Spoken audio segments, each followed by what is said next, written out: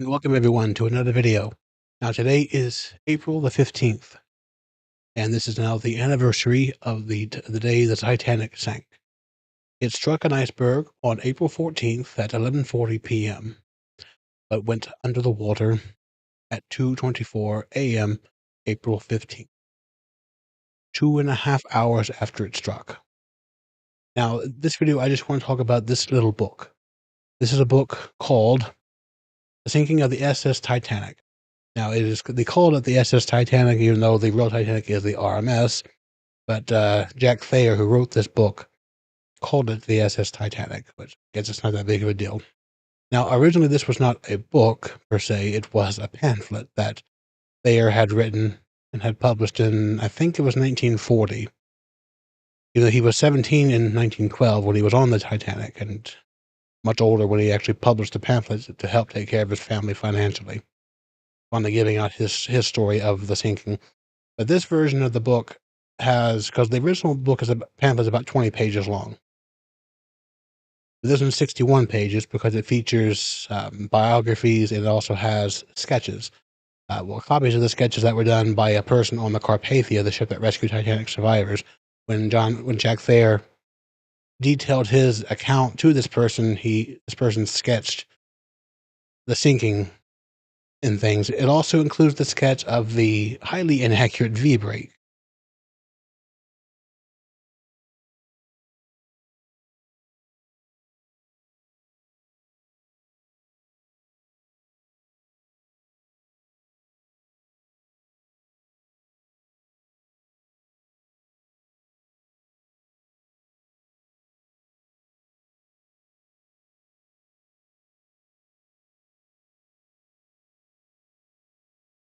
Because as we all know, the Titanic did not break in the shape of a V when it was in the final moments of the sinking.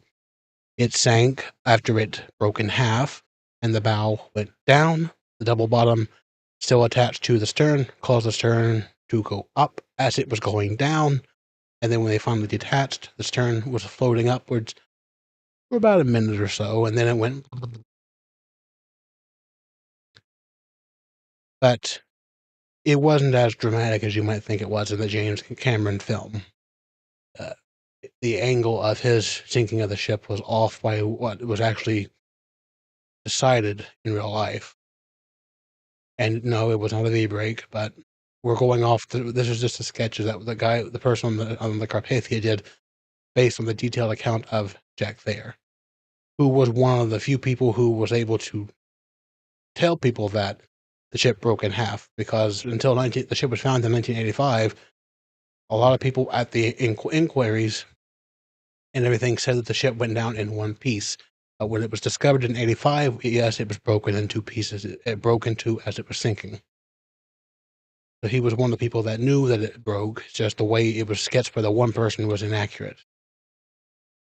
But it actually is a very interesting account. One of the few people on the ship who actually wrote about the experience. Aside from Jack Thayer's account, which I would recommend you read this book, I would also recommend you read the one by Colonel Gracie. He was a wealthy passenger in first class who survived the sinking, and was also an amateur historian. He had written one or two books before that, and then after the sinking, he did a very detailed book on the Titanic sinking, by actually down to the very lifeboats. He went out and sought out other survivors to get their account, their stories, what they witnessed, what they felt, what they were going through, and put it in the book. Colonel Archibald Gracie.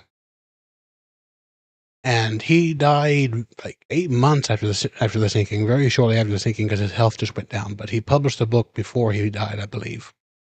Either before or just after he died, it was published. But he finished writing it before he died. And I would also recommend you read that book.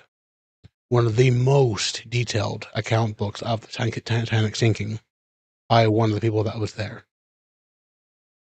So today we will remember the sinking of the Titanic and the survivors of the Titanic, and of course the 1,500 victims who died during the sinking, both on the ship and in the freezing water of the North Atlantic.